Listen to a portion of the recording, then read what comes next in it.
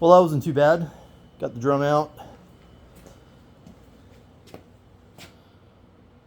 I've got to replace all these nuts and bolts that fell apart with the vibration and fix that part where the PTO shaft hit.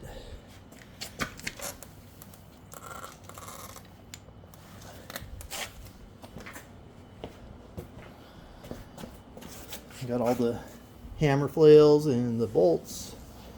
Has 2 bolts on the ends that are shorter with a shorter lock nut to clear.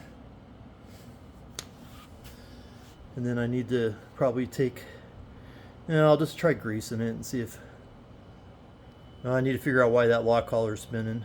So I probably better take that roller off and check the bearings out. Well, I'm at it. Mower is gutted.